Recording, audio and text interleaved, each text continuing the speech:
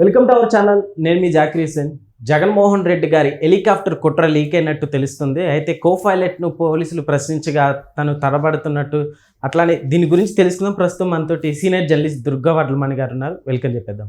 Hi madam. Hi. అయితే పోలీసులు కో పైలట్ని విచారిస్తుంటే తడబడుతున్నట్టు తెలుస్తుంది మేడం. అసలు ఏంటి ఇష్యూ?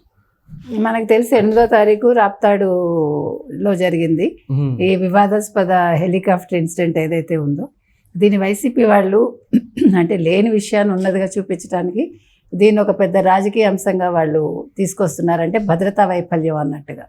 అంటే ఈ పోలీసులు ఎవరైతే ఉన్నారో ఈ కూటమి ప్రభుత్వంలో వాళ్ళు సరిగా స్పందించలేదు, పోలీసు సెక్యూరిటీ సరిగా మాకు ఇవ్వలేదు, భద్రతా వైఫల్యం అని వాళ్ళు అంటున్నారు. అయితే యాక్చువల్గా ఆ రోజు ఏం జరిగిందంటే మీకు తెలుసు, లింగమయ్య కుటుంబాన్ని పరామర్శించడానికి జగన్మోహన్ రెడ్డి గారు వచ్చారు. వచ్చినప్పుడు ఇది విండ్షీల్డ్ దెబ్బతింది అనేది ఒక ఆరోపణ.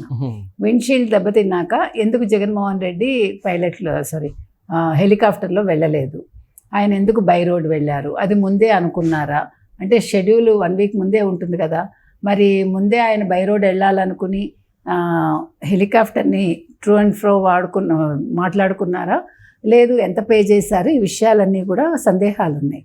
అందుకని అతను పైలట్ అనిలును, తర్వాత కో పైలట్ శ్రేయస్ జైన్ అతని పేరు, అతన్ని ఇద్దరిని విచారణకి పిలిచారు. పిలిస్తే ఇద్దరిలోనూ అనిల్ కుమార్ అతను ఏం చెప్పాడంటే, నాకు చాలా అర్జెంట్ పని ఉంది, తప్పనిసరి పరిస్థితుల్లో లీవ్లో వెళ్తున్నాను నేను అంటే ఇతను వచ్చాడు. ఇతన్ని పొద్దున్న 11:45 నుంచి మధ్యాహ్నం 2 వరకు 2:45 వరకు విచారించారు. విచారిస్తే అతను ఉక్కిరిబిక్కిరి అయిపోయి చాలా ప్రశ్నలు సమాధానాలు దాటవేశాడు. కో పైలట్ అంటే మాక్సిమం అసలు అక్కడ ఏం జరిగిందో అన్ని వివరంగా చెప్పాలి. ఆయన న్యాయవాదితో వచ్చాడు. ఆయన కొన్ని ప్రశ్నలకి ఆయన సమాధానాలు దాటవేశాట. అయితే ఇక్కడ ఏం జరిగిందంటే, ఆయన న్యాయవాదితో రావడమే కాకుండా ఎక్కడ జరిగింది, ఇది రామగిరి పోలీస్ సర్కిల్ కార్యాలయంలో ఇది జరిగిందనమాట.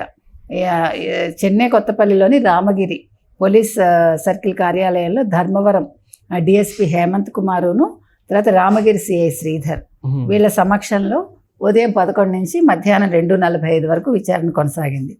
అయితే హెలికాప్టర్కి వెనక్కి వెళ్ళిపోవడానికి కారణాలు మాత్రం అతను సరిగా చెప్పలేదుట. ఎంత అడిగినా కూడా కొన్ని విషయాలు దాటేశాడు. అయితే అసలు ఎందుకు ఇక్కడ సందేహాలు ఏమొచ్చాయంటే, ఇది ముందు ఎలా బుక్ చేసుకున్నారు, బుక్ చేసుకున్నాక మీరు ఎంత పే చేశారు, మీకు రాను పోను మాట్లాడుకున్నారా లేదా, లేదు ఇక్కడి వరకైనా మాట్లాడుకున్నారు, ఇవన్నీ అడిగారు. అతను ఎంత పేమెంటో నాకు తెలియదండి, రాను పోను అయితే మాట్లాడుకున్నారు, విండ్షీల్డ్ దెబ్బతింది కానీ మేము వెళ్ళగలిగాం, విండ్షీల్డ్ దెబ్బతింటే ఎలా వెళ్తారు అనేది పోలీసుల ప్రశ్న అనమాట.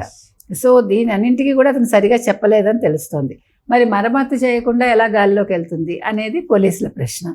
తర్వాత కార్యకర్తలు ఎవరైనా డోర్ లాగారా, లేదు నిజంగా పైలట్ బ్యాగు చోరీకి గురైందా, తర్వాత టేకాఫ్ చేస్తున్నట్టు మీరు జిల్లా పోలీస్ యంత్రాంగానికి ఇన్ఫామ్ చేశారా, ఇప్పుడు వచ్చేటప్పుడు ఇన్ఫామ్ చేశారు, వెళ్ళేటప్పుడు కూడా చేయాలి కదా, మరి చేశారా లేదా, ఎందుకు చేయలేదు, ఇట్లా ఇవన్నీ కూడా అడిగారు అనమాట. తర్వాత హెలికాప్టర్ ఎక్కడి నుంచి వచ్చింది, హెలికాప్టర్ గోదావతి ఏవియేషన్స్ కంపెనీ ఇది జక్కూరు నుంచి వచ్చింది యాక్చువల్గా, అంటే బెంగళూరు వైట్ ఫీల్డ్ దగ్గర అనమాట. తర్వాత చిప్పర్ ఏవియేషన్ ప్రైవేట్ కంపెనీ ద్వారా వీళ్ళు అద్దెకి తీసుకున్నారు. ఈయనేమో నాకు అద్దె ఎంతో తెలియదు అంటున్నాడు ఆయన. మళ్ళీ బెంగళూరుకి తీసుకెళ్లేలాగానే వీళ్ళ షెడ్యూల్ డిసైడ్ అయింది, అది చెప్పాడు అతను. తర్వాత విండ్షీల్డ్ దెబ్బతింది ఎందుకంటే ప్రజలు ఎక్కువ మంది వచ్చేసారు, దాన్ని లాగారు అంటున్నాడు ఆయన. అసలు హెలికాప్టర్కి దరిదాపులోకి కొంచెం దూరం వరకు అసలు రానివ్వరు, పోలీసులు అక్కడ ఉన్నారు. వినండి, దానికి ఏం జరిగిందంటే, అంతకు ముందు రోజే పోలీసులు అక్కడంతా వెళ్ళి వాళ్ళు పరిశీలించారు ఆ ప్రదేశం అంతా కూడా. తర్వాత బ్యారికేడ్స్ పెడతారు కదా, ఆ బ్యారికేడ్స్ని టెస్ట్ చేసి చాలా అల్కాగా ఉన్నాయి, మీరు 2 వరుసలు పెట్టండి అని కూడా ఆ లోకల్ లీడర్స్కి చెప్పడం జరిగింది, వైసీపీ లీడర్స్కి. వాళ్ళు కావాలని వినిపించుకోవాలా. వాళ్ళు ఏం చేశారంటే ముందే వాట్సాప్ మెసేజ్లు పెట్టేసి, పొద్దున్న కూడా వాట్సాప్లో మెసేజ్లు పెట్టి మీరందరూ వచ్చేయండి అని ఊళ్ళల్లో ప్రచారం చేసేసారు. సో వాళ్ళు పరిగెట్టుకుని, మీరు చూసారు పొలాల్లోంచి, మీరు వచ్చేయండి అంటే పరిగెట్టుకుని వచ్చేసారు.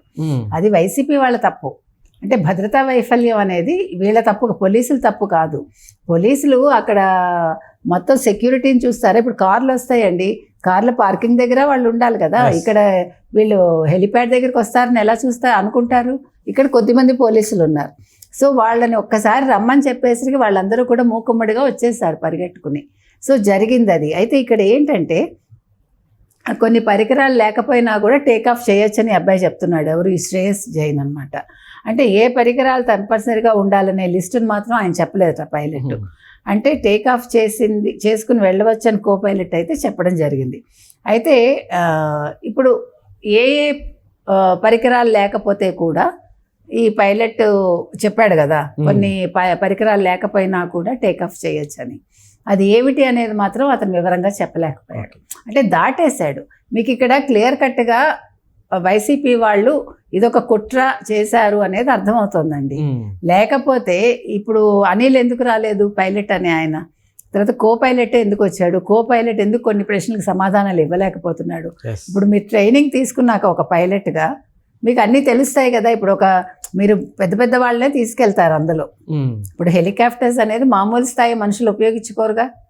ఒక పెద్ద పెద్ద రాజకీయ నాయకులు, ముఖ్యమంత్రి స్థాయి వాళ్ళు, లేకపోతే ఇంకా పెద్దవాళ్ళు, ఇలాంటి వాళ్ళే ఉపయోగిస్తారు. ఉపయోగించినప్పుడు హెలికాప్టర్ అనేది మీకు అందులో ఏమేమి ఉంటాయి, ఏ ఏ పరికరాలు ఉండాలి, తర్వాత ఏది ఉంటేనే సజావుగా మన ప్రయాణం కొనసాగుతుంది, టేకాఫ్ చేయొచ్చు, ఏ ఏ అంశాలు ఉంటేనే మనం మళ్ళా దిగచ్చు, ఇవన్నీ ఉంటాయి కదా. చిన్న తేడా వచ్చినా కూడా హెలికాప్టర్ టేకాఫ్ అవ్వదు, లేకపోతే ల్యాండింగ్ అవ్వదు. అది అందరికీ తెలిసిన విషయం.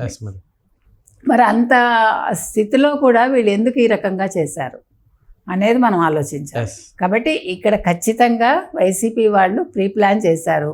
తోపుదుర్తి బ్రదర్స్ ఎవరైతే ఉన్నారో వాళ్ళు ఆలోచించుకుని చేశారా, ఇది జగన్మోహన్ రెడ్డికి తెలిసే ఇవన్నీ జరిగాయా, ఈ అంశాలన్నీ బయటకు రావాలంటే దీని మీద పోలీసులు ఇంకా లోతైన విచారణ అయితే చేయాలి.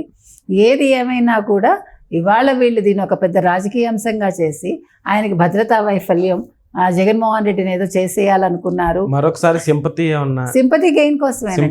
మీకు అసలు డౌటే అక్కర్లే.